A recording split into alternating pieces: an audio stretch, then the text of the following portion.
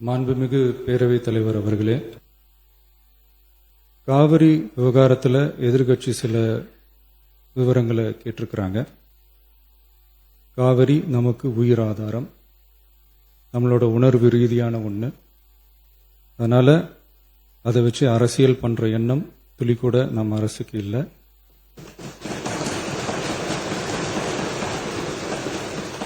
அதுக்கான அவசியமும் இல்லை. மேகதாது விவகாரத்தில் நாம் எல்லாரும் சேர்ந்து தான் தீர்மானம் போட்டோம். அதை நேர்முக கடிதமாக மாண்புமிகு பிரதமர் அவர்களுக்கும் அனுப்பி வச்சிருக்கிறோம். அதோடு நாம் அப்படியே இருந்துடல. ராஜ்யசபாவில் ஒன்றிய ஜல் சக்தி துறை இணை அமைச்சர் மேகதாது அணை பற்றி முழு விவரங்களை குறிப்பிடலைன்னு தெரிஞ்சதும் காவிரி நடுவர் மன்றத்தின் இறுதி தீர்ப்பு மற்றும் மாண்புமிகு சுப்ரீம் கோர்ட் தீர்ப்பு சம்பந்தமான விதிகள் மற்றும் பத்திகளை கோட் பண்ணி மேகதாது திட்டத்துக்கு எந்தவிதமான சட்டபூர்வமான அனுமதியோ நிர்வாக அனுமதியோ வழங்கக்கூடாதுன்னு மாண்புமிகு பிரதமர் அவர்களுக்கு அடுத்த நாளே நேர்முக கடிதம் எழுதினோம். காவிரி நதிநீர் பங்கீட்டிலையும் சரி, மேகதாது அணை கட்டுற முயற்சிகளை தடுக்கிறதுலையும் சரி, தமிழ்நாட்டோட உரிமையை நம்ம அரசு கொஞ்சம் கூட விட்டு தரவே தராது. அதுதான் நம்மளோட நிலைப்பாடும். அதே நேரத்தில் கர்நாடகாவில் சில அணைகள் கட்ட ஆரம்பித்ததை பற்றியும் இதே அவையில் 1969 ஒரு விவாதம் நடந்திருக்கு. அப்போ நீர்வளத்துறை அமைச்சராக இருந்தது யாரு? அப்ப அணை கட்ட விட்டது ஏன்னு கேட்டு அந்த மாதிரி சீப் பாலிடிக்ஸ்லாம் நான் பண்ண விரும்பல.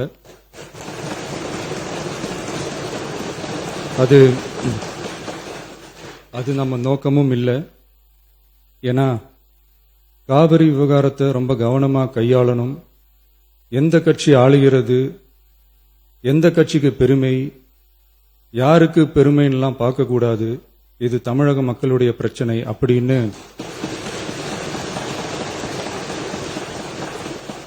அப்ப இருந்த எதிர்கட்சி தலைவர் திரு கருத்திருமன் அவர்கள் சொன்னதை இந்த சபையில் சொல்ல விரும்புகிறேன்.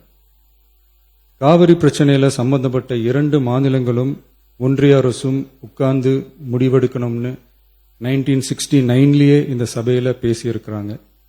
அதுக்கப்புறம் நிலைமை வேற மாதிரியெல்லாம் போயிடுச்சுன்னு நம்ம எல்லாருக்குமே தெரிஞ்சது தான். சட்டப்படி இந்த பிரச்சனையை அணுகிறதுல நாம உறுதியா இருக்கிறோம், அதில் மாற்றமே இல்லை. இருந்தாலும் ஒரு அட்டெம்ப்ட் எடுத்து பார்க்கலாம்னு தோணுனது தான் அந்த பெங்களூர் விசிட். அப்படி ஒரு விசிட் பத்தி ஃபர்ஸ்ட் யோசிச்சு கேட்டதும் நான் தான்.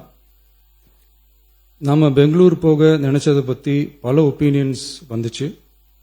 நாம போக நினைச்சதுக்கு காரணம், ஒருவேளை இந்த பிரச்சனை தீர்க்கிறதுக்கான ஒரு பாசிட்டிவ் சைன் கிடைச்சா நல்லா இருக்குமேன்னு ஒரு எண்ணத்துல தான். இன்னைய காலத்துல பகை நாடுகளை பேசி தீர்க்க பார்க்கறாங்க. பக்கத்து மாநிலத்தோட பேசி பார்த்தா என்னன்னு நினைச்சேன்.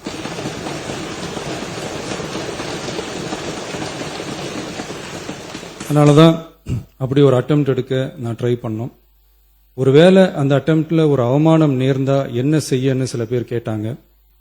அப்படி நடந்தா தமிழ்நாட்டு மக்களுக்காக அதையும் தாங்க தயாரா தான் இருக்கேன்.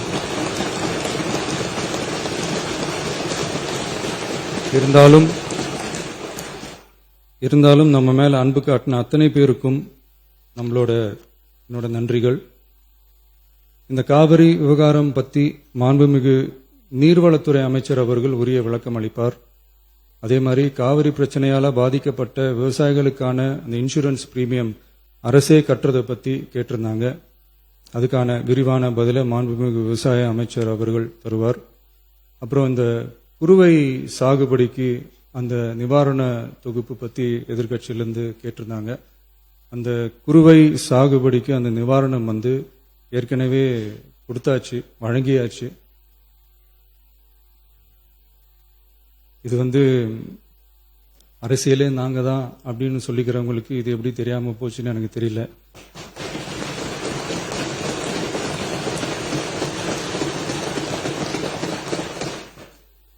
முன்ன பின்ன பேப்பர் படிச்சிருந்தா நாட்டில் என்ன நடக்குதுன்னு தெரிஞ்சிருக்கும்.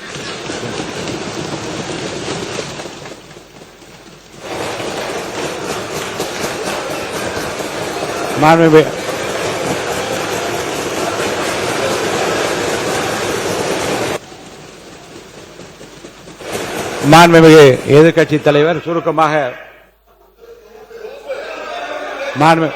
கொஞ்சம் அமைதியா இருங்க. மாண்புமிகு எதிர்க்கட்சி தலைவர் பேசுவதற்கு நீங்க அமைதியா இருங்க. நீங்களே இப்படி பிரச்சனை பண்ணா எப்படி?